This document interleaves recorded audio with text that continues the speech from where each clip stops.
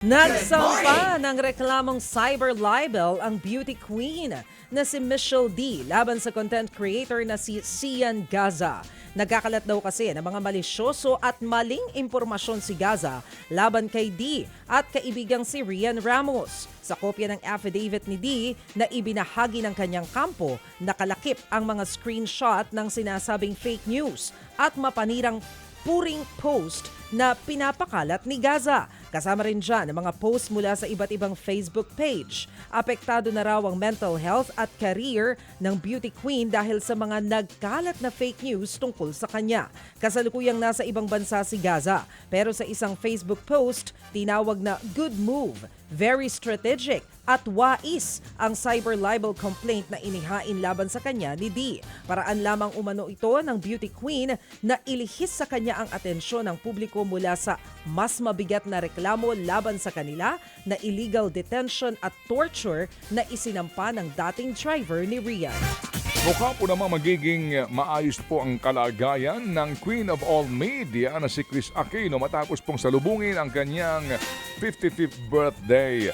Nagdiwang nga po si Kris kasama ang kanyang mga anak na sina Josh at Bimby at ilang pong malalapit na mga kaibigan. Sa mga larawan po naman ay makikitang hindi na kasing payat noon ng mga nagdaang buwan si Kris.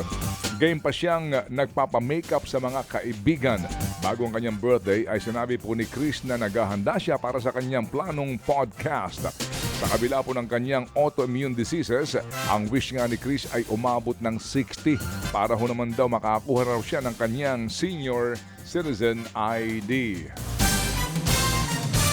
Matapos ang matagumpay nilang concert, muling nagsama-sama ang Sex Bomb Girls kasama ang kanilang mga asawa para mag-bonding. Pero dahil nga sex bomb bonding ito, napalaban syempre ang kanilang mga papa sa sayawan. Kahit pa nahihiya, support pa rin syempre ang mga sex bomb papa. Pagdating naman sa support, ibinida ni Sex Bomb Sunshine ang asawa niyang si Bulacan Vice Governor Alex Castro. Nagpasalamat si Sunshine sa mister dahil todo raw ang suporta nito sa kanya at hinahayaan daw niyang gawin ang mga bagay na makapagpapasaya sa kanya. Tingin ng ilang netizens, parinig ito sa asawa ng dating Sex Bomb member na si IC Trazona na kinailangan pa raw ipag-pray para payagang mag-surprise appearance sa concert.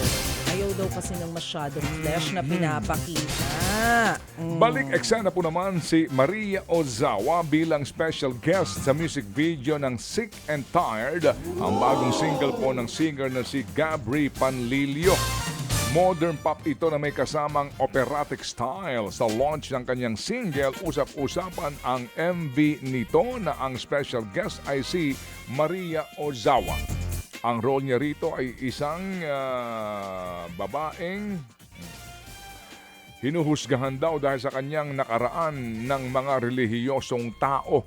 Kwento po naman ni Gabri, sanay na rin po daw siya sa entertainment industry dahil sa in-laws niya tulad ni na Danny Barreto at Michelle Gumabaw. Pero pagdating daw po sa kanyang music career, gusto niya raw pong magsariling sikap. At para po kay Gabri, higit pa sa art, ang musika ang nagiging sandalan niya para ma-manage ang kanyang mental health.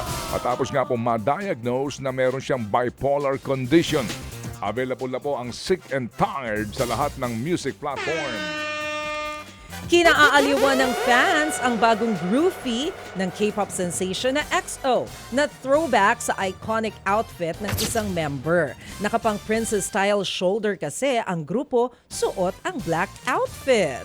Kuha yan sa backstage ng isa sa kanilang mga performance kamakailan. Napa-throwback tuloy ang mga EXO-L sa iconic outfit ng member na si D.O. sa kanilang Wolf performance noong 2013 na para bang dinamay daw si D.O. ang iba pang EXO members. Nakatakda namang mag-concert sa Pilipinas ang EXO sa July 4 at 5. Mga kapatid, brothers and sisters, saan ka pa? Dito na tayo sa totoo.